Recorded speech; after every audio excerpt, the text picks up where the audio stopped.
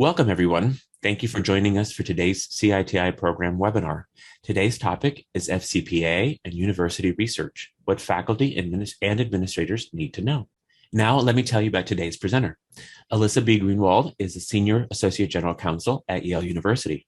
Her work focuses primarily in the practice areas of corporate transactions and governance, international law, health law, and research compliance. Prior to Yale, Alyssa conducted internal investigations and advised clients in Foreign Corrupt Practice Act matters, including voluntary disclosures to the U.S. Department of Justice and the U.S. Securities and Exchange Commission. Alyssa earned her BA from Yale College, her JD cum laude from Duke Law School, her LLM in International and Corporate Law from Duke Law School, and her MA in Political Science from Duke University. Let's begin with the learning objectives. The first learning objective is to be able to describe the FCPA, including the statute's key terms and provisions. The second learning objective is to be able to recognize high-risk activities, particularly research and other higher education activities. And finally, to be able to identify strategies for monitoring and mitigating risks associated with international research. Beginning with the FCPA overview. So I'll begin with a brief history of this important act. The FCPA was enacted in 1977. The United States Department of Justice, DOJ, and the United States Securities and Exchange Commission, the SEC, have joint responsibility for enforcing this act. The FCPA in the early years was not very much enforced, but it was revised in 1998, and soon after, in the early 2000s, enforcement really started to ramp up. FCPA enforcement has not abated over the past 20 years, regardless of the presidential administration. Many times people thought with the new administration that enforcement would go down, and it stayed pretty consistent, if not growing, over the past 20 years. Most recently, in June 2021, President Biden declared that corruption poses a risk to national security, a strong signal that FCPA enforcement is certainly going to continue to be a focus in the Biden administration, which is why it's important to understand more about this act. I wanted to begin with a quick overview of the FCPA. So the FCPA actually has two parts, the anti-bribery provisions and the accounting provisions. This presentation will only focus on the anti-bribery provisions because the accounting provisions don't actually apply to most universities. That's because the accounting provisions only apply to entities that are publicly traded. What does the FCPA actually prohibit? That's the most important thing to understand. What does it actually outlaw? Well, the FCPA prohibits making any offer, payment, or authorization to deliver to a foreign official anything of value with corrupt intent for the purpose of obtaining or retaining business. Those four terms that are underlined are what I'm going to focus on in the next part of this presentation. Those are the terms that you need to understand what activities are not allowed. As you can see from this definition, the FCPA focuses on the giving and not the receiving. So FCPA enforcement is against the person that has offered or paid or authorized something of value. The FCPA does not actually touch the foreign official.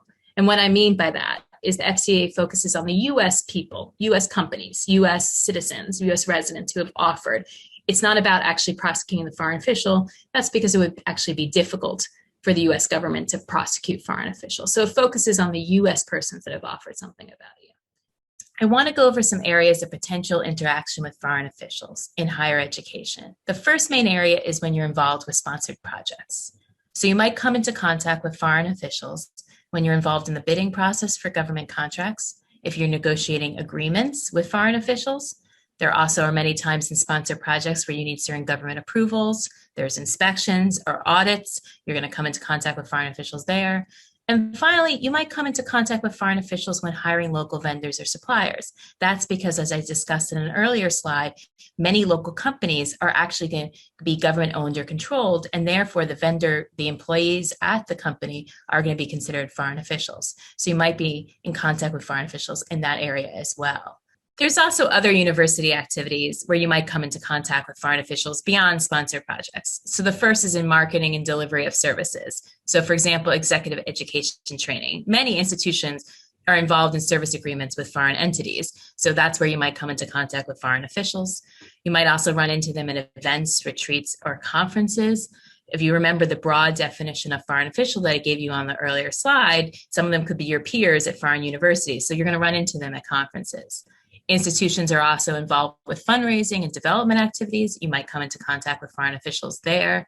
In admissions is another area. Now, that's an area where you're probably not going to run into the foreign official themselves, but maybe the foreign official's son or daughter or other relative is applying for admission to your institution, and you're going to come into contact with the foreign official. And finally, hiring for jobs or internships. Again, that's an area where it's most likely to be the relative of the foreign official who might be applying for a job or internship, and the foreign official, for example, could be trying to influence you to accept the son, daughter, relative for a job at you. And a word about gifts. This is another high-risk area to consider because gift giving is common in academia, particularly when engaged in foreign research or really foreign activities in general. It's very common when you're traveling abroad to give gifts. It's in some countries, it would be offensive to not.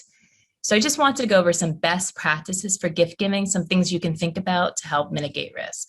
Well, first, gifts should be presented for official use. What I mean by that is the expectation is the gift will be displayed in the office rather than the foreign official's home. It doesn't always have to be. It is possible to give the foreign official something personal, but one way to mitigate risk is to try to think about a gift that maybe is better for the office setting. So, for example, a plaque from your institution or something, a vase, something that you expect would probably be in a display case in the foreign minister's office or whatever it may be, not something that you expect that they're going to use at home. It should be given as a token of esteem, courtesy, and return for hospitality. So again, in some cultures, it would be very offensive to not give a gift. But so whatever you give, it should be given basically as, in return for them welcoming you to their campus or however you're engaged with them. That's what the purpose of the gift is. You should always present the gift openly. Oftentimes I speak to institutions where there is a ceremony to welcome, let's say, the U.S. institution to the foreign institution, and that would be where it would be most appropriate to give the gift. Try to find an opportunity where you can give the gift as openly as possible. There should be no cash. I hope at this point that's obvious, but you should never be giving cash and when you're giving gifts in foreign countries.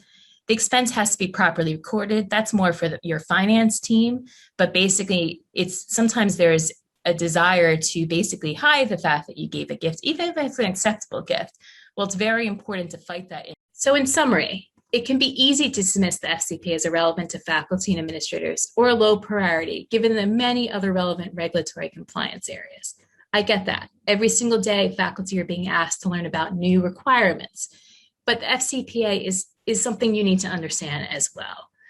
One of the most important things I hope you took away from today is that universities' research activities might inadvertently run afoul of this critical statute, often in unexpected ways. You might have come to this presentation expecting me to talk about very different types of activities, the traditional bribe that you think of. But as you can see, I've now explained to you that there's many ways in which you are engaging in foreign officials and many things you might be doing with them that could inadvertently run afoul of this critical statute. And finally, there are simple steps that you can take to try to monitor and mitigate risk. Most importantly, know who you are in business with.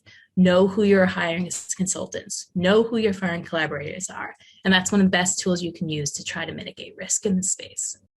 Thank you, Alyssa. We now have some time for a few questions from the audience. Let's tackle the first one. Once the travel restrictions have eased, we are hoping to bring foreign officials to campus for an event. The travel expenses will be reasonable, but do you have any additional advice on how to mitigate risk? Thanks, Jamie. Yes, I went over a few things that you can think about when bringing foreign officials to campus. One thing I didn't mention in the slide is that if you are paying for travel expenses, it's best to make sure that you're paying the vendors directly. So, for example, arranging for the meals at restaurants, arranging for the hotels and travel so that there's no place in which you're giving the foreign officials money for them to spend. It's best to always pay the vendors directly. And then some of the other things, just as a reminder to think about, is make sure you don't have any influence on which ones are coming to campus. And as already mentioned in the question, make sure you are keeping the expenses reasonable for your area. Please be sure to follow us on LinkedIn, Facebook, and Twitter for news and upcoming webinars and new courses. You can also subscribe to our YouTube channel for demo snippets of past webinars. In closing, I invite everyone to review our content offerings regularly as we are continually adding new courses and webinars in various areas of research, ethics, compliance, and professional development.